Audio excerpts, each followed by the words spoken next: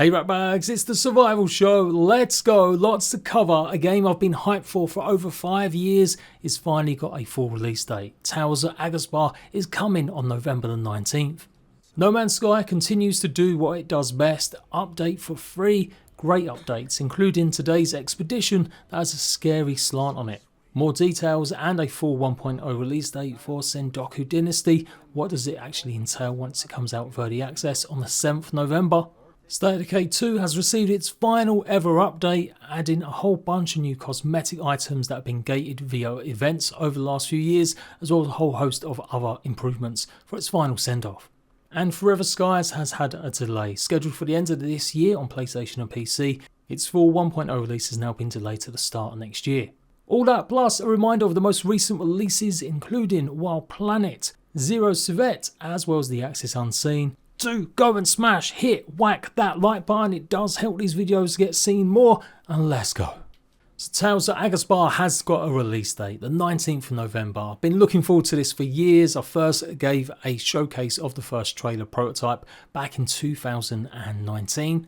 A real blend of maybe Studio Ghibli versus Viva Pinata, Breath of the Wild and typical survival crafting games as you build up a settlement in different regions and try and keep the darkness and corruption at bay as you basically transform the dark barren landscape in something a bit more lush, filled with vibrant living creatures. There's lots of details to cover. I've actually done it in a separate video on my second channel because that's where I'm going to be playing it. Tales of Aghasba will be on my JPG Crafted channel.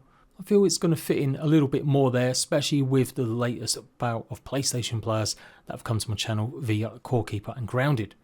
This game is launching as one of the first proper advertised games to be going through PlayStation Early Access. Now there have been a few in the past, usually free to play stuff that you have to buy a Founders Pack for, or of course Arc. But it's never been that promoted. It does look like this is a new scheme that PlayStation are really trying to promote now, having notoriously been difficult to work with in terms of updates for games going through early access. No word in whether or not this game will actually ever see an Xbox release. It does look to be at least a PlayStation exclusive for a long while. The devs are promising 12 to 18 months of early access with regular updates, roadmap, the usual kind of stuff. But I have been mesmerised by this game over the years. The real idea that you could transform and make your own settlement with lots of decorations. It doesn't maybe necessarily have the full base building that a lot of survival fans will come and expect used to.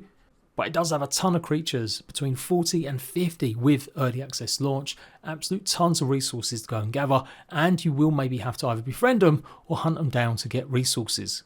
There's different mounts, you can ride some of these larger creatures and just basically try and get on top of them too.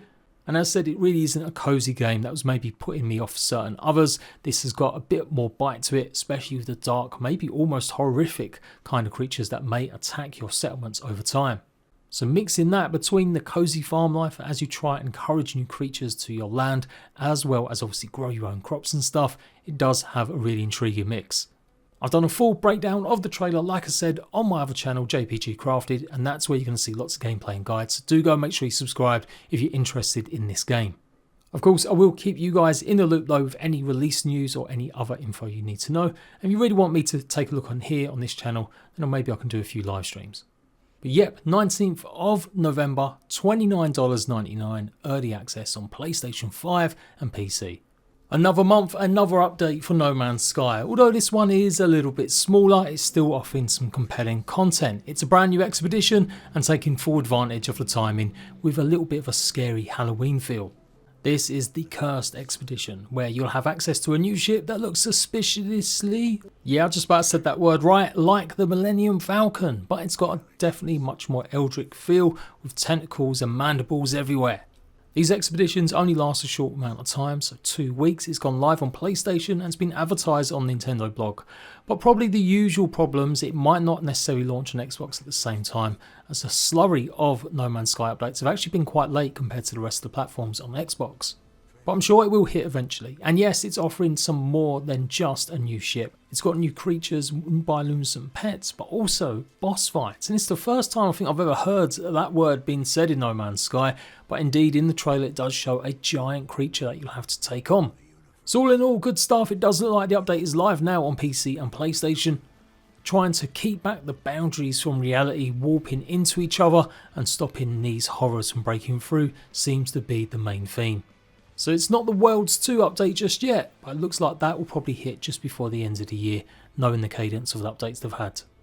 Forever Skies, a post-apocalyptic survival game with you and your airship as you progress through the earth, trying to get together certain resources to make maybe viruses as you piece together what happened to your crew after you crash landed.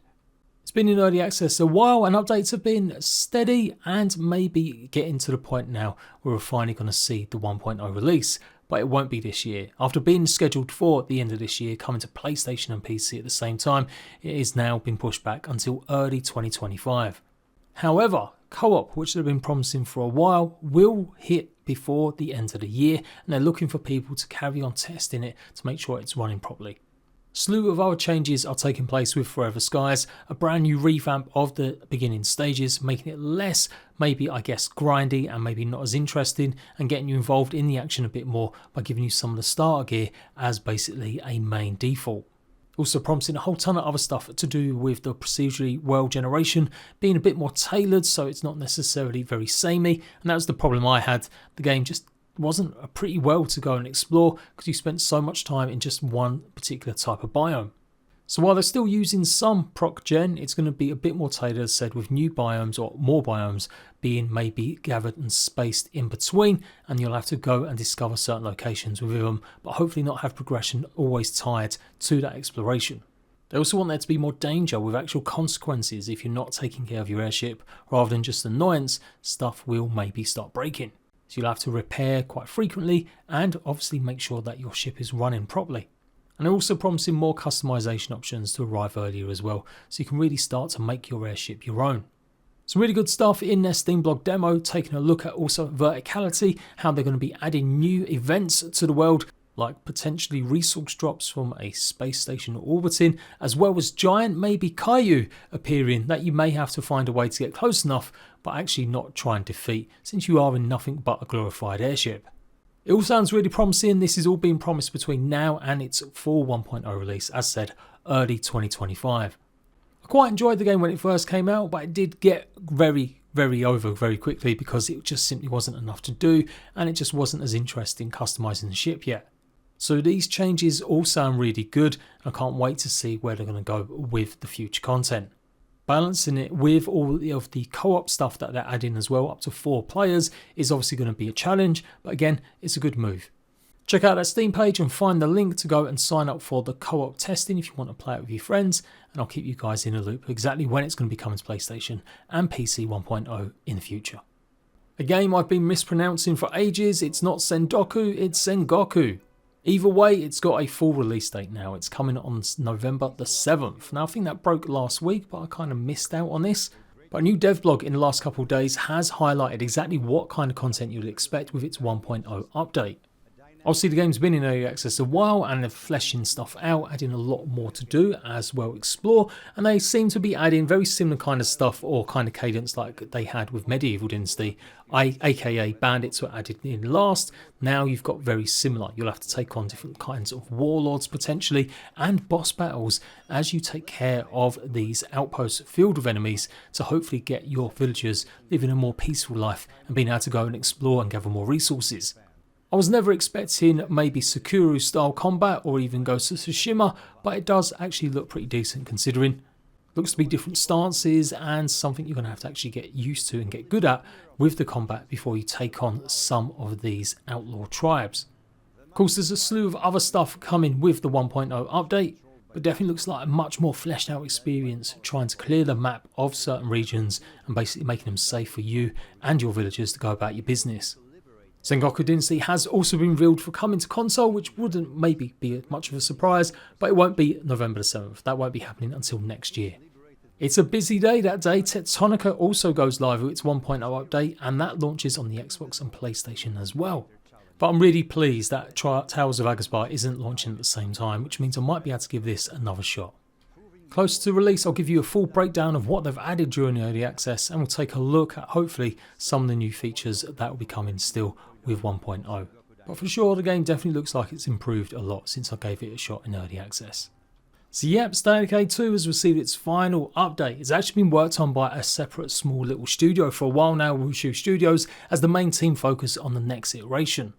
It is mostly quality of life stuff, fixing long-term issues the community that regularly play the game have had, but also unlocks all the seasonal content they've had that's been gated obviously based on time events. With a few more additions like making cars more resistant to water depending on what type of car they are. I ended up doing only 2 live streams of State of Decay 2 when it first launched because obviously it still had a lot of issues and it was a lot of stuff going on. I've always wanted to get into the series and I've been hyped for the 3rd one as it looks to be a major improvement. So if I can find time, would you guys like to see a fresh playthrough of the final update ever from someone that really hasn't much experience in the game? Let me know in the comments. And finishing off some more reminders about stuff I've highlighted already in my October survival preview. Zero Suvet is live today out of Early Access 1.0 with all new content. This single player extraction pixel game does look really cute, but it's fiendishly difficult. I might try and give it a go. I actually like the idea of this, although I didn't really play much of it when it first came into Early Access. So more than likely for now, again another game I'll probably take a look at on my 2nd channel. But yeah, full release today, hopefully a console announcement in the future. And a new game starting its Early Access life, Wild Planet, also launches today. Very minimalist top-down view of you surviving on alien planets as you try and take on all sorts of creatures, build up enough resources to get better gear and carry on exploring. It has got base building in it as well. I really like the art style. I followed this one again, another one for years. It does seem to have been rushed out into Early Access. So if I get time, I will try and take a look a bit later, but it is such a busy period. In only a couple more days, we've still got Orebound to come as well. I'll check this out on my JCraft channel as well, as it's a crafting kind of automation game, exploring caves for minerals and fighting off goblins, as you are of course a dwarf, base building and setting up them automation pipelines.